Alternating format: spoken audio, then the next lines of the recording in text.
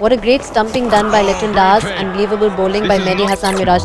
লিটন দাসের 3 সেকেন্ডের stamping out দেখে রীতিমতো ইমপ্রেসড পাকিস্তানের সুন্দরী ধারাভাষ্যকার। এমন রিয়াকশন দিলেন মেহেদী হাসান মিরাজ। প্রিয় দর্শক, বিস্তারিত জানুন পুরো ভিডিওতে।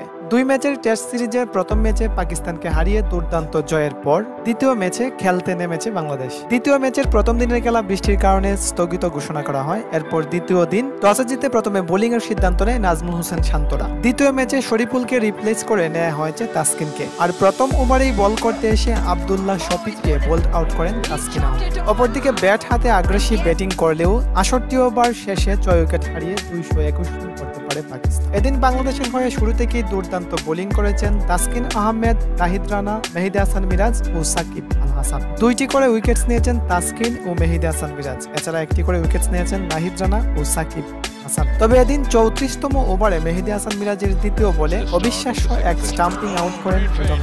একদিকে মেহেদী হাসান মিরাজ সেম আয়ুবকে বল হাতে রীতিমতো বোকা বানিয়েছেন, অপরদিকে লিটন দাস খুবই দ্রুত গতিতে স্টাম্পের বেল ফেলে দিয়েছিলেন। মাত্র 3 সেকেন্ডেরও কম সময়ে লিটন দাস সেম আয়ুবকে স্টাম্পিং আউট করে রীতিমতো বোকা বানিয়েছিলেন।